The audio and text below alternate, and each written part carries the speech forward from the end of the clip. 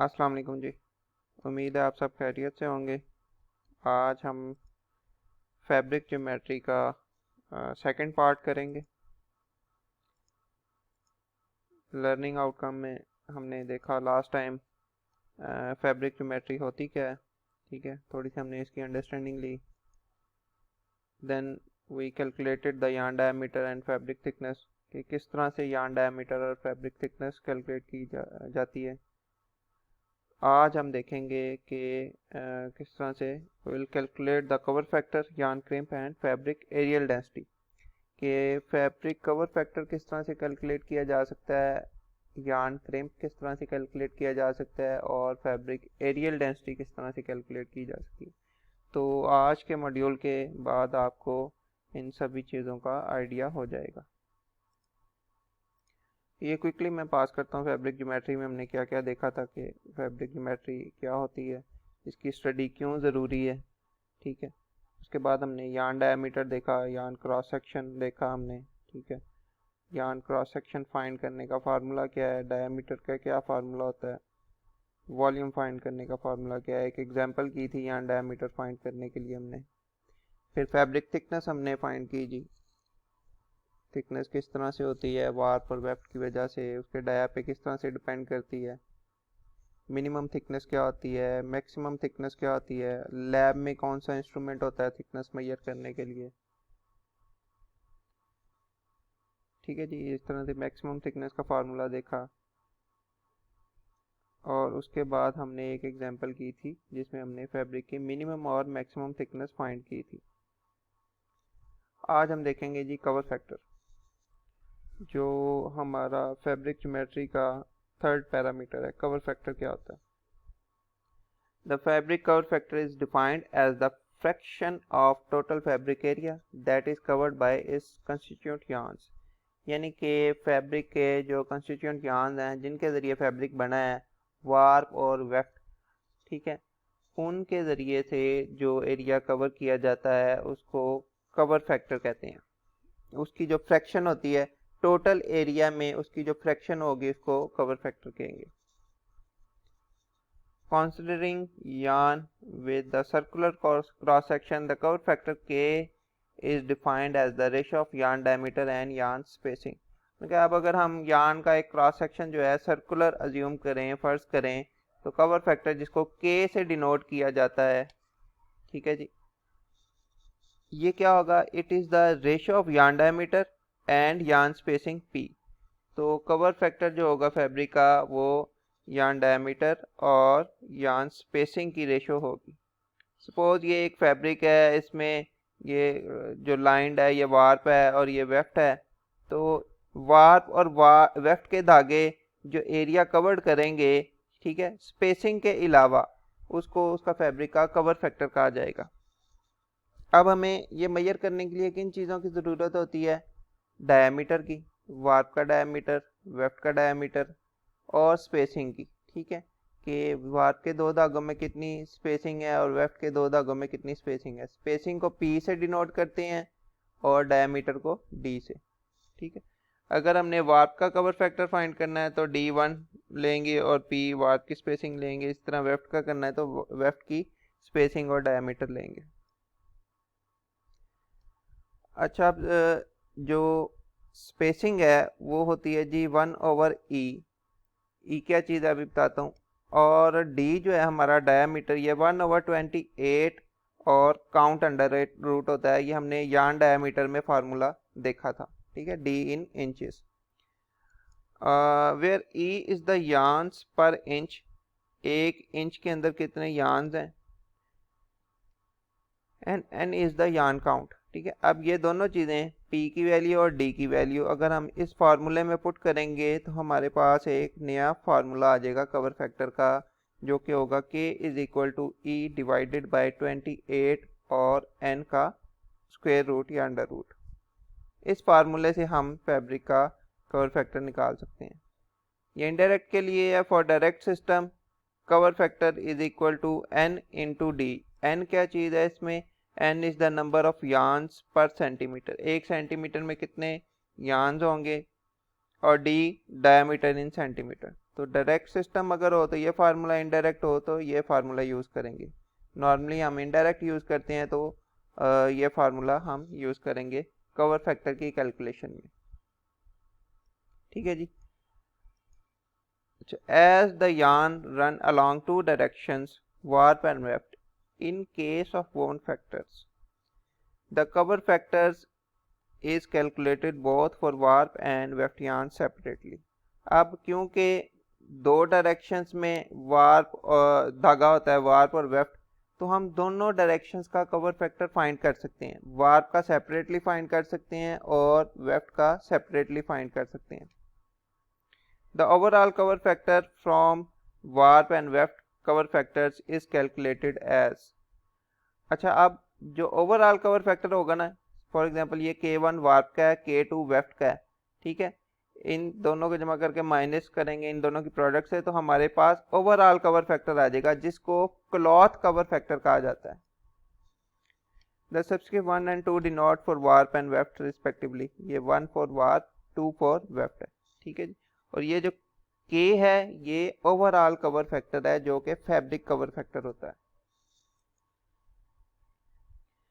अगर ये पिक्चर देखें तो आपको इसमें पता लग जाएगा कि जी क्या क्या पैरामीटर्स होते हैं। फॉर एग्जांपल ये D1 है, diameter of warp yarn, D2 diameter of filling yarn, P1 ये P1, ठीक है जी। ये वार्प स्पेसिंग है, दो वार्प के धागों की स्पेसिंग, इसको सेंटर से भी ले सकते हैं, एज टू एज भी ले सकते हैं। इस तरह P2 वेफ्ट के दो धागों की स्पेसिंग, तो ये पैरामीटर्स अगर हमें पता हो तो हम फैब्रिक का कवर फैक्टर निकाल सकते हैं। नेक्स्ट टाइम है हमारी यार्न क्रिम्प। यार्न क्रिम्प क्या चीज़ होती है? The yarn crimp is the extra length of yarn consumed in undulations due to interlacement of yarn and is expressed as percentage। ये डायग्राम से थोड़ा सा एक्सप्लेन करता हूँ आपको कि फैब्रिक के अंदर, फैब्रिक के ये क्रॉस सेक्शन है फैब्रिक का, सपोज ये वेफ्ट का धागा है, ये भी वेफ्ट का है, और ये जो है ये वार्प का धागा है। अब वार्प का धागा ये एक एंगल्ड फॉर्म में है, ठीक है, स्ट्रेट नहीं है फैब्रिक के अंदर, इसको अंडुलेशन कहेंगे। अब ये यान एक्स्ट्रा लेंथ, जो यान जो है इसकी सपोज इतनी लेंथ होनी थी ओरिजिनली, अब इसने एक्स्ट्रा लेंथ ली है इस एंडुलेशंस के अंदर, ठीक है, इस कंटोर के अंदर या कर्व के अंदर आने की वजह से इसने एक्स्ट्रा लेंथ ली है, ठीक है, जिसकी वजह से ओरिजिनल लेंथ से इसकी लेंथ में फ़र्क है। अब ये ऐसा है क्यों? क्योंकि इंटरलेसमेंट्स की वजह से ऐसी है। 1 बाय 1 है तो हर एक धागे के बाद ये अप और फिर डाउन जा रहा है। अगर इंटरलेसमेंट 2 बाय 1 की है तो दो धागों के बाद ये अपनी पोजीशन चेंज करेगा। तो इन इंटरलेसमेंट्स की वजह से जब ये अपनी पोजीशन चेंज करता है तो इसकी लेंथ में फ़र्क आ जाता है, ठीक है। उसको कैलकुलेट कैसे करते हैं? हम क्रिम्प के ज़रिए कैलकुलेट करते हैं। इसको यार्न क्रिम्प कहा जाता है। ये जो लेंथ में वेरिएशन आता है ना, तो हम चेक करते हैं कि इसका क्रिम्प कितना ज़्यादा है और क्रिम्प कितना कम है। कैसे आप कैलकुलेट करेंगे? क्रिम्प का फार्मूला है जी C1 C2 for warp for weft, ठीक है जी। हम एक ही देखेंगे, L1 डिवाइडेड बाय P2, ठीक है, लेंथ ऑफ वार्प यार्न। अब ये L1 ये गिवन है, ये लेंथ लेनी है हमने, ठीक है, इधर से लेके इधर तक एक्सटेंडेड जो लेंथ होती है, ओरिजिनल नहीं, ये जो इस फॉर्म में लेंथ होगी एंगल फॉर्म में, divided by P2 space between two weft yarns. पहला ये धागा है वेफ्ट का और दूसरा ये धागा है, इन दोनों के दरमियान जो स्पेस है वो लेंगे और वार्प की लेंथ लेंगे, वो वाली लेंथ लेंगे जो एक्सटेंडेड लेंथ है ओरिजिनल लेंथ की, -1 इंटू 100 करेंगे तो वार्प की क्रिम्प परसेंटेज आ जाएगी। इसी तरह से हम वेफ्ट की क्रिम्प परसेंटेज भी कैलकुलेट कर सकते हैं।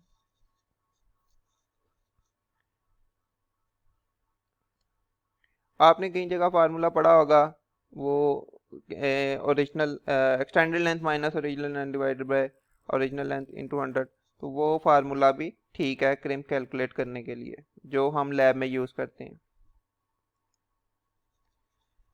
अच्छा, अब इसमें P is the thread spacing and L is the length of yarn axis between planes containing the axis of the consecutive cross threads।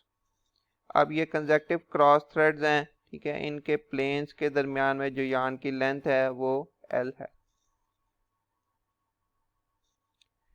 ठीक है जी, ये यान क्रिम्प हो गया। इस तरह से हम यान का क्रिम्प फाइंड कर सकते हैं वार्प की डायरेक्शन में और वेफ्ट की डायरेक्शन में। नेक्स्ट पैरामीटर है जी fabric areal density. The fabric areal density is expressed as mass of a unit area of fabric. के फैब्रिक के यूनिट एरिया का मास कितना है। ठीक है, यूनिट एरिया स्क्वायर मीटर भी हो सकता है और उसका मास जो है ग्राम्स में भी हो सकता है, तो इसको जीएसएम भी कह सकते हैं, grams per square metre. It is generally expressed in terms of GSM, जिसको ग्राम्स पर स्क्वायर मीटर कहते हैं। Following formula is use to calculate the GSM of fabric. अब फैब्रिक का जीएसएम फाइंड करने के लिए हम ये फार्मूला यूज करते हैं नॉर्मली।